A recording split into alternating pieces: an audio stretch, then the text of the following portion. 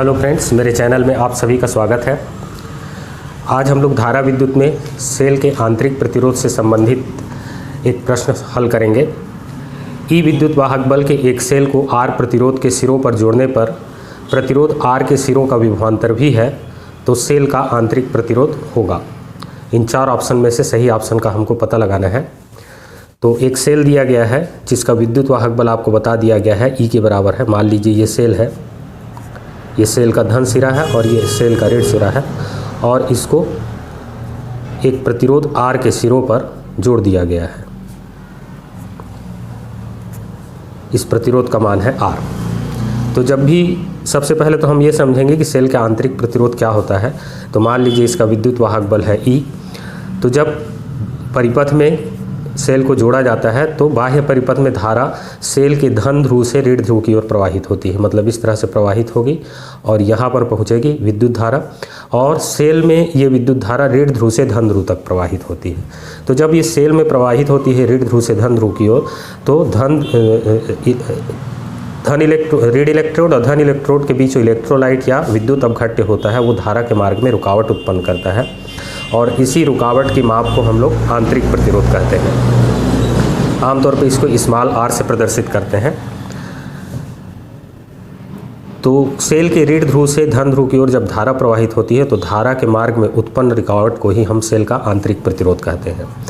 तो इस आंतरिक प्रतिरोध को यदि हम लोग ध्यान से देखें तो परिपथ बाह्य परिपथ में धारा इस प्रतिरोध से प्रवाहित होगी और इस प्रतिरोध से प्रवाहित होने के पश्चात इस आंतरिक प्रतिरोध से प्रवाहित होगी। कहने का मतलब सेल का आंतरिक प्रतिरोध परिपथ में हमेशा श्रेणी क्रम में जुड़ा होता है। तो इस चित्र को समझने के लिए हम लोग कुछ इस प्रकार बना लेते हैं। ये मान लीजिए बाह्य प्रतिरोध है और इसके साथ में सेल का आंतरिक प्रतिरोध श्रेणी क्रम में जुड़ा हुआ है, ऐसा हम लोग समझ सकते हैं। और ये सेल है। हालांकि ये आंतरिक प्रतिरोध सेल के अंदर ही होता है, लेकिन समझने के लिए इसको हम अलग से बना दे रहे हैं। और जैसा कि मैं पहले बता चुका हूं कि सेल का आंतरिक प्रतिरोध बाह्य परिपथ के साथ श्रेणी क्रम में जुड़ा होता है।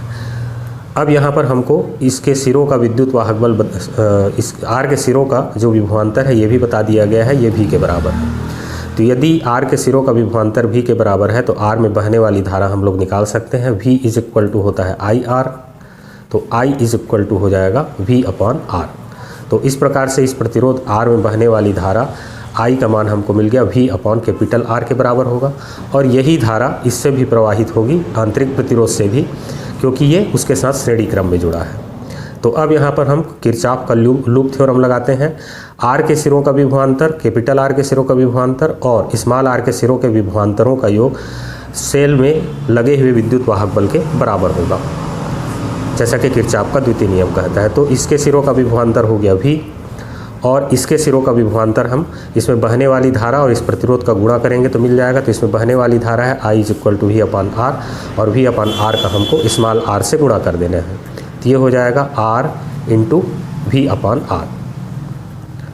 तो इन दोनों प्रतिरोधों के सिरों के विभवांतरों का योग आरोपित विद्युत वाहक बल के बराबर होगा, अर्थात E के बराबर होगा। अब यहाँ से इसको हम लोग लिख सकते हैं R V upon capital R is equal to E minus V, या इसको लिख सकते हैं R V is equal to E minus V into R।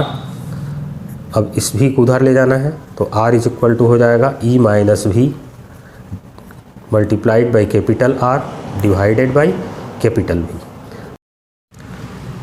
तो इस सूत्र की सहायता से हम लोग सेल के आंतरिक प्रतिरोध का मान ज्ञात कर सकते हैं। यदि हमको आरोपित विद्युत वाहक बल मालूम है, आर के सिरों का विभवांतर ज्ञात है और प्रतिरोध आर का मान ज्ञात है, तो इन तीनों की सहायता से हम आंतरिक प्रतिरोध की गणना कर सकते हैं। तो इन चार ऑप्शंस में से देख सकते हैं E minus V R upon capital V इस क्वेश्चन का सही आंसर है B। Thank you.